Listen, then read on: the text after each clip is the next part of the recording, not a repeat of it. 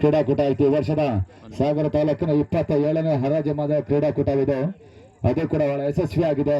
ಬಹುಶಃ ಇವತ್ತಿನ ಬಳಿಕವಾಗಿ ಆಟಗಾರರಿಗೆಲ್ಲ ಕೂಡ ಇನ್ನು 5 ರಿಂದ 6 ತಿಂಗಳ ರೆಸ್ಟ್ ಅನ್ಸ್ತದೆ. ಯಾವುದೇ ಒಂದು ಟೂರ್ನಮೆಂಟ್ಗಳಿಲ್ಲ. ಮುಂದಿನ ಅವರ ಹೊಸನಗರದಲ್ಲಿ ಒಂದು ಟೂರ್ನಮೆಂಟ್ ಬಿಟ್ರೆ ಇದೇ ಲಾಸ್ಟ್ ಟೂರ್ನಮೆಂಟ್. ಸಾಗರ ತಾಲೂಕಿನ ಆಟಗಾರರು ಕಟ್ಟ ಕಡೆ ಟೂರ್ ಇದು. ಗೂಟದ ಹಿಂಭಾಗದಲ್ಲಿ ವಿಕೆಟ್ ಕೀಪರ್ ಇಷ್ಟು ಬಾಲರ್ ಪ್ರಶಸ್ತಿ ಏನು ಟೂರ್ನಮೆಂಟ್ ಅಲ್ಲಿ ಮಾಡಿದೆ. ಸಂದೀಪ್ ಬದಲಿಗಾಗಿ ಹೇಮಂತ ಯುವ ಕ್ರಿಕೆಟ್ ಆಲ್ರೌಂಡರ್ ಆಟಗಾರರು ಬಹಳಷ್ಟು ಬಾರಿ ಈ ರೀತಿಯ ಪ್ರಶಸ್ತಿಯನ್ನು ಬಾಚಿಕೊಳ್ತಾ ಇರುವಂತಹ ಆಟಗಾರ. ತಂಡದ ನಾಯಕದಲ್ಲಿ ಶರತ್ ಬೆತ್ತಲ ಬಾಯ್ಲು ಟೂರ್ನಮೆಂಟಿನ ರನ್ನರ್ಸ್ ಅಪ್ ತಂಡ 20,000 ನಗದು. ಏನಾದ್ರೂ ಈ ರೀತಿಗೆ ಬೆಳೀತಾ ಇದೆ ಸಾಗರದಲ್ಲಿ ಅಂದ್ರೆ ಪ್ರಮುಖ ಕಾರಣ ಅವರು ಅನಿಸ್ತದೆ. ಯಾಕಂದ್ರೆ 2222 ಪ್ರೈಸ್ ಅನ್ನು ಭರ್ತಿಯಾಗಿ 10,000, 25,000, 50,000, 1 ಲಕ್ಷ ತನಕ ನೀಡಿದ್ದ ಮೊದಲ ಬಾರಿಗೆ. ಸತತವಾಗಿ 3 ದಿವಸ ನಡೆದಂತ ಒಂದು ಕ್ರಿಕೆಟ್ ಟೂರ್ನಮೆಂಟ್ ಏನಿದೆ ಇದು ಬಹಳ ದೊಡ್ಡದೊಂದು ಕ್ರೀಡಾಕೂಟ. ನೋಡ್ಲಿಕ್ಕೆ ಊರು ಚಿಕ್ಕದಾದರೂ ಏನಾದ್ರು ಒಂದು ಫಂಕ್ಷನ್ ಮಾಡಿದ್ರೆ ಅದು ಬಹಳ ಅದ್ದೂರಿಯಾಗಿ ಈ ಊರಿನಲ್ಲಿ ನಡೆಸೋದನ್ನ ನಾವು ಕಂಡಿದ್ದೇವೆ. ನಾವು ಏನು ಪ್ರಾಯೋಜಕರ ಆಗ್ತೀವಿ ಅಂದರೆ ಸೀಮಿತವಾಗಿ ಇಲ್ಲ, ಎಲ್ಲ ಕಡೆನೂ ನಾವು ಪ್ರಾಯೋಜಕರಾಗಿದ್ದೀವಿ. ಅದು ಕಾರಣ ಒಂದು ಕ್ರೀಡೆ ಇವಾಗಿನ ಯುವಕರಲ್ಲಿ ಬೆಳೀಲಿ ಅನ್ನೋದೇ ನಮ್ಮ ಉದ್ದೇಶ. ಈಗಿನ ಯುವಕರು ಸುಮ್ಮನೆ ಕಾಲಹರಣ ಮಾಡ್ತಾರೆ, ಕ್ರೀಡೆ ಮೇಲೆ ಅವ್ರ ಮನಸ್ಸು ಇರೋದೇ ಇಲ್ಲ. ಈಗ ನೋಡ್ರಿ, ಈಗಾಗಲೇ ನಾವು ಬಂದು ವೀಕ್ಷಣೆ ಮಾಡಿದ್ದೀವಿ ಪ್ರಥಮ ಮತ್ತು ದ್ವಿತೀಯ ಸ್ಥಾನಕ್ಕೆ. ಅಭ್ಯಾಸ ಮುಖ್ಯವಾಗಿ ಇದ್ರೆ ನಾವು ನೋಡಿದೀವಿ ಆಟ ಏನು ಎಲ್ಲ ಈಗ ವ್ಯವಸ್ಥೆ. ಯಾಕಂದ್ರೆ ಬಹಳ ಜನ ಭಾರಶತೆ ಮಾಡ್ತೀವಿ, ಆದ್ರೆ ಅವ್ರಿಗೆ ಬರಕ್ಕೆ ಮಕ ಇಲ್ಲದೆ ಬರಲ್ಲ. ಬರಕ್ಕೆ ಓಟ್ ಕೇಳಕ್ ಮಾತ್ರ ಬರ್ತಾರೆ. ಈ ಕ್ರೀಡಾಕೂಟ ಮತ್ತು ದೇವಸ್ಥಾನದ ಕಾರ್ಯಕ್ರಮ ಇವೆಲ್ಲ ಇಟ್ಕೊಂಡಾಗ ಅವ್ರ ಹ್ಯಾಂಡ್ ಬಿಲ್ಗೆ ಹೆಸರು ಹಾಕಿದ್ರೆ ಅವ್ರು ಬರಲ್ಲ. ಯಾಕಂದ್ರೆ ಜನ ಉಗಿತಾರೆ, ಭಾಳ ಜನ ಯುವಕರು ಬಂದಿರ್ತಾರೆ, ಈ ರೋಡಿನ ವ್ಯವಸ್ಥೆ ನೋಡಿ ಚೆನ್ನಾಗಿ ಉಗಿತಾರೆ ಅಂಥೇಳಿ ಅವ್ರು ಇವತ್ತು ಭಾಳ ಜನರ ಹೆಸರು ನೋಡಿದೆ ನಾನು ಹ್ಯಾಂಡ್ ಬಿಲ್ಲಲ್ಲಿ. ಅವ್ರು ಯಾರೂ ಬರಲ್ಲ. ಅದೇ ಇನ್ನು 5 ವರ್ಷ ಆದಮೇಲೆ ಅವ ಹಂಗೆ ಕಡ್ದ, ನಾನು ಹಿಂಗೆ ಕಡಿತೀನಿ, ರೋಡ್ ಮಾಡ್ತೀನಿ, ಎಲ್ಲ ವಾಲ್ ಪೇಸ್ಟ್ ಹೊತ್ಕೊ ಮನೆ ಊರಿಗೆ ಬರ್ತಾರೆ. ಅವ ನಾವೇನು ಮಾಡ್ತೀವಿ, ದೊಡ್ಡ ಮುನಿಗಳು ಒಂದು 100 ರೂಪಾಯಿ ದುಡ್ಡಿಗೋ 1 ಕ್ವಾರ್ಟರ್ ಹ್ಯಾಂಡಕ್ಕೋ ಒಂದು ಓಟ್ ಹಾಕಿ ಅವ್ರನ್ನ ಗೆಲ್ಲಿಸಿ ಚೇಂಬರ್ ಮೇಲೆ ಕೂರಿಸಿ ಆಮೇಲೆ ಅವ್ರು ಫಸ್ಟಿಗೆ ಕೈ ಮುಗಿತಾರೆ. ನಾವು 5 ವರ್ಷ ಕೈ ಮುಗಿಬೇಕು.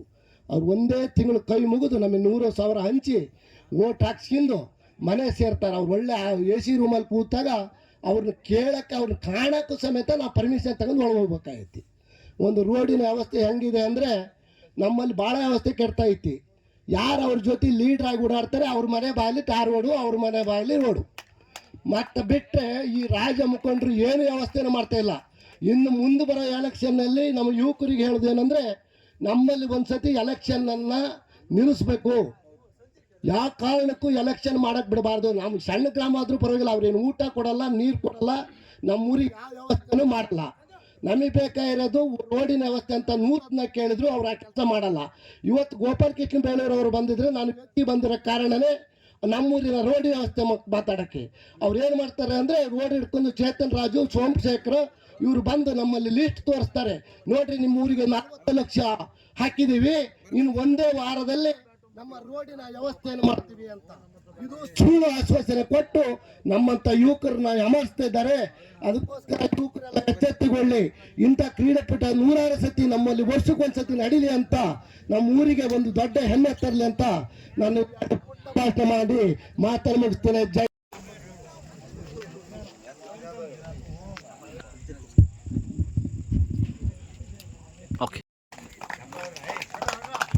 ಜೊತೆಗೆ ಸೃಜನ್ ಇವರು ಕೂಡ ನಗದು ಬಹುಮಾನಗಳ ಪ್ರಾಯೋಜಕರು. ಸತತವಾಗಿ 3ನೇ ವರ್ಷ ಕೂಡ ನಗದು ಬಹುಮಾನಗಳನ್ನು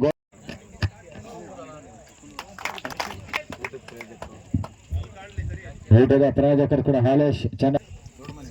ಅದೇ ರೀತಿಯಾಗಿ ದೊಡ್ಡಮನೆ ಬಸವರಾಜ್ ಇವರು ಕೂಡ ಸುನಿಲ್ ಚಾನಪುರ ದಯವಿಟ್ಟು ವೇದಿಕೆ ಮೇಲೆ ಆಗಮಿಸಿ. ಶಶಿಕಲಾ ಮೇಡಮ್ ಇವರು ಕೂಡ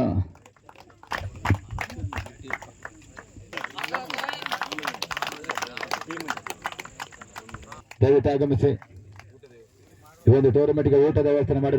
ವಧುವಿಂದ ಊಟದ ವ್ಯವಸ್ಥೆ ಮಾಡುವಂತ ಮತ್ತು ಅಣ್ಣ ಪಕ್ಕದಾಟಗಾರರು ಎಲ್ಲ ಕೂಡ ರಾವಿಸಿಜಿ ಗಡಿಕಟ್ಟೆಯನ್ನು ತಂಡವನ್ನು ಖರೀದಿ ಮಾಡ್ತಾ ಇದ್ದಾರೆ. ಬಹುಶಃ ಮುಂದಿನ ಉಪೇಂದ್ರ ಕಾರ್ಯಹೊಂಡ ಹರೀಶ್ ಆಗಮಿಸಿ ಹರೀಶ್ ಚೆನ್ನಾಪುರ ಮರೀಚ್ ಈ ರೀತಿಯಾಗಿ ಈ ಭಾಗದಲ್ಲಿ ಕ್ರಿಕೆಟ್ ಟೂರ್ನಮೆಂಟ್ ನಡೆದ್ರೆ ಬಹುಶಃ ಗಜ ಅವರು ಬಹಳಷ್ಟು ಸಹಕಾರ ಕೊಡ್ತಾರೆ ಆ ಟೂರ್ನಮೆಂಟ್ ಆರ್ಗನೈಸರ್ಗಳಿಗೆ.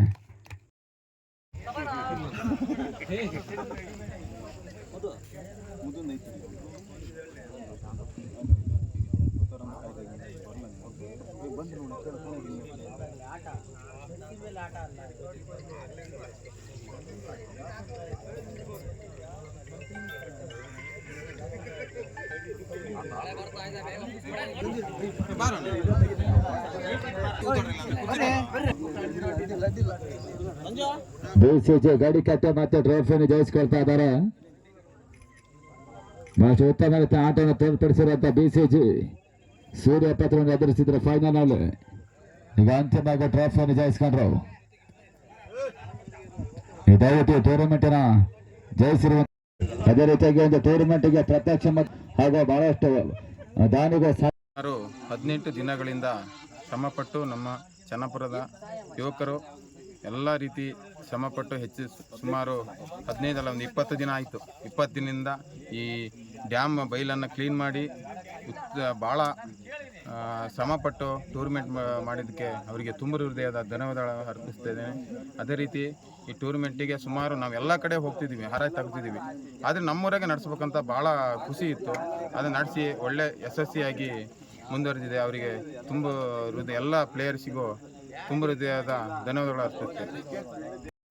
ಈ ದಿನದ ಒಂದು ಕ್ರೀಡಾಕೂಟ ರುದ್ರೇಶ್ವರ ಯುವಕ ಸಂಘ ಇವರ ಆಶ್ರಯದಲ್ಲಿ CPL ಇವರ ಆಶ್ರಯದಲ್ಲಿ ಸಾಗರ ತಾಲೂಕಿನ ಎಲ್ಲ ಲೈನ್ಸ್ ಟೀಮಿನಿಂದ ಹುಡುಗರಿಂದ ಆಯೋಜನೆ ಮಾಡಿದಂಥ ಈ ಒಂದು 3 ದಿನದ ಸತತವಾಗಿ 3 ದಿವಸ ಆಯೋಜನೆ ಮಾಡಿದಂಥ ಟೂರ್ನಮೆಂಟಿನಲ್ಲಿ ಈಗ ಕಾರ್ಯಹೊಂಡ ದ್ವಿತೀಯ ಸ್ಥಾನ, ಪ್ರಥಮ ಸ್ಥಾನ BCC ಗಡಿಕಟ್ಟೆ ನಾವು ಕೂಡ ಇಲ್ಲಿ ವೀಕ್ಷಣೆ ಮಾಡಿದ್ದು. ಬಹಳ ಅದ್ದೂರಿಯಾಗಿ ಈ ಕ್ರೀಡಾಕೂಟ ನಡೀತು.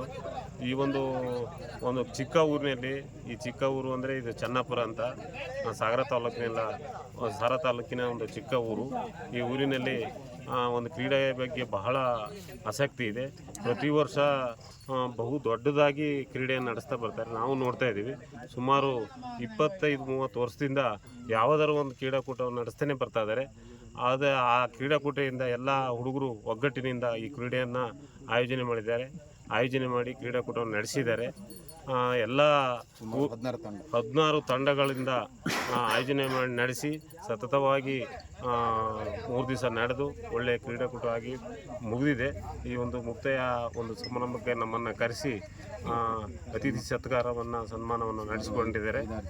5-6 ಜನಿಗೆ ಸನ್ಮಾನವನ್ನು ಮಾಡಿ ಇಲ್ಲಿ ಪ್ರತಿಭಾವಂತ ಮಕ್ಕಳಿಗೆ, ಓದಿದ್ದಂಥ ಮಕ್ಕಳಿಗೆ, ಸಾಧಕರಿಗೆ ಸನ್ಮಾನ ಮಾಡಿ ಈ ಒಂದು ಸಂಘದವರು ಮಾಡಿದ್ದಾರೆ. ಅವರಿಗೆ ದೇವರು ಒಳ್ಳೆ ಮುಂದಿನ ದಿನದಲ್ಲಿ ಒಳ್ಳೇದು ಮಾಡಲಿ ಅಂತ ಹೇಳ್ತಾ, ಇನ್ನು ನಾವು CNPL ಪ್ರೋ ಕ್ರಿಕೆಟ್ ಇನ್ನು ಆಯೋಜನೆ ಮಾಡಿ ಒಂದು 18 ದಿನದಿಂದ ನಾವೆಲ್ಲ ಒಂದು 5 ಜನ ಯುವಕರೇನಿದ್ದೀವಿ ತುಂಬ ಶ್ರಮಪಟ್ಟು ಇದೊಂದು ಟೂರ್ನಿಮೆಂಟನ್ನು ಆಯೋಜನೆ ಮಾಡಿದ್ದೇವೆ. ಹಾಗೂ ಇದೊಂದು ಟೂರ್ನಿಮೆಂಟಿಗೆ ಎಲ್ಲ ದಾನಿಗಳು ಹಾಗೂ ಊರಿನ ಗ್ರಾಮಸ್ಥರು ಹಾಗೂ ತಂಡದ ಪ್ಲೇಯರ್ಸ್ಗಳು ಎಲ್ಲರೂ ನಮಗೆ ಸಹಕಾರ ಕೊಟ್ಟು ಈ ಒಂದು ಟೂರ್ನಿಮೆಂಟನ್ನು ತುಂಬ ಯಶಸ್ವಿಯಾಗಿ ಚಂದಗಾಣಿಸಿಕೊಟ್ಟಿದ್ದಾರೆ. ಹಾಗೂ ಇದೊಂದು ಉಪಹಾರದ ವ್ಯವಸ್ಥೆ ಹಾಗೂ ಅದೊಂದು ಪ್ರಾಯೋಜಕರು, ಈ ಒಂದು ಟೂರ್ನಿಮೆಂಟ್ಗೆ ಪ್ರಾಯೋಜಕರು ಹಾಗೂ ದಾನಿಗಳು ಇಲ್ಲ ಅಂದರೆ ಇದೊಂದು ಟೂರ್ನಿಮೆಂಟು ಯಾವುದೇ ಇದಕ್ಕೆ ಬರಲ್ಲ. ಒಳ್ಳೆ ಟೂರ್ನಿಮೆಂಟ್ ಆಗೋಕ್ಕೆ ಕಾರಣ ನಮ್ಮ ದಾನಿಗಳು ಹಾಗೂ ಈ ಒಂದು ಊರಿನ ಗ್ರಾಮಸ್ಥರು. ಹಾಗೂ ಇದು ಒಂದು ಟೂರ್ನಿಮೆಂಟ್ ಮಾಡೋಕ್ಕೆ ನಾವು ಸುಮಾರು ನಮ್ಮ ಯುವಕರು ಒಂದು 20 ದಿನದಿಂದ ಶ್ರಮಪಟ್ಟು ಈ ಒಂದು ಟೂರ್ನಿಮೆಂಟ್ ಕಳೆ ಹೊಡೆದು ಈ ಒಂದು ಕ್ರೀಡಾಂಗಣವನ್ನು ಸ್ವಚ್ಛಗೊಳಿಸಿ ಎಲ್ಲ ಸಹಕಾರ ಕೊಟ್ಟಂಥ ನಮ್ಮ 10-15 ಯುವಕರು ತುಂಬ ಶ್ರಮಪಟ್ಟಿದ್ದೀವಿ. ಆ ಶ್ರಮನ ಈ ಒಂದು ಟೂರ್ನಿಮೆಂಟ್ ಯಶಸ್ವಿ ಆಗೋಕ್ಕೆ ಒಳ್ಳೆ ನಮಗೆ ಯಶಸ್ವಿಯಾಗಿ ಈ ಒಂದು ಟೂರ್ನಿಮೆಂಟ್ ಆಗಿದೆ. ಹಾಗೂ ಈ ಒಂದು ದಾನಿಗಳು ನಮ್ಮ ಕೆಲಸ ಎಲ್ಲ ಬಿಟ್ಟು ನಾವು ಒಂದು ವಾರದಿಂದ ತುಂಬ ಶ್ರಮ ಪಟ್ಟಿದ್ದೇವೆ. ಹಾಗೂ ದಾನಿಗಳಿಗೂ ನಮಗೆ ವಂದಿಸುತ್ತಾ ಸುರೇಶ್ವರ ಕ್ರಿಕೆಟರ್ಸ್ ಚನ್ನಪುರ ಇವರು ರಾಷ್ಟ್ರದಲ್ಲಿ ಪ್ರಥಮ ವರ್ಷದ ಕ್ರೀಡಾಕೂಟ ಸಾಕಷ್ಟು ಅದ್ಧೂರಿಯಾಗಿ ಸ್ವಚ್ಛವಾಗಿ ನಡೆದು ಬಂತು. ಈ ಒಂದು ಕ್ರೀಡಾಕೂಟ ಇಷ್ಟೆಲ್ಲ ವೈಭವೀಕರಣವಾಗಿ ನಡೀಲಿಕ್ಕೆ ಉದಾರ ಮನಸ್ಸಿನ ಎಲ್ಲ ದಾನಿಗಳು ಸಹಕರಿಸಿದ್ದಾರೆ. ಅವರಿಗೆ ನಮ್ಮ ಕಡೆಯಿಂದನೂ ಧನ್ಯವಾದಗಳನ್ನು ಹೇಳ್ತೀವಿ. ಅದೇ ರೀತಿಯಾಗಿ ಕ್ರೀಡಾಕೂಟ ಅಂತ ಬಂದಾಗ ಈಗ ಸಾಗರದಿಂದ ಹೆಚ್ಚು ಕಡಿಮೆ 25-30 ಕಿಲೋಮೀಟ್ರ್ ಆಗುತ್ತೆ. ಇಲ್ಲಿವರೆಗೂ ಬಂದು ನಮಗೆ ಊಟದ ವ್ಯವಸ್ಥೆ ಇರಲ್ಲ. ಈ ಕ್ರೀಡಾಕೂಟಕ್ಕೆ ಮೊದಲದಾಗಿ ಊಟದ ವ್ಯವಸ್ಥೆ ಮಾಡಿದ್ದಾರೆ.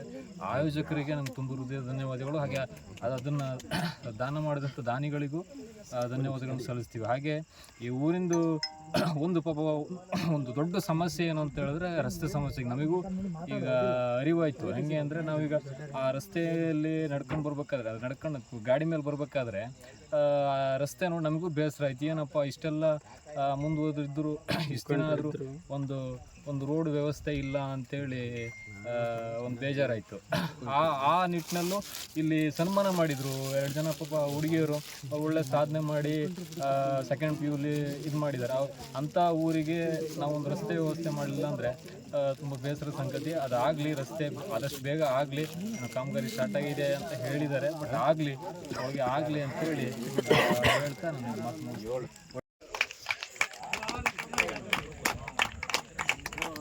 ಓಕೆ.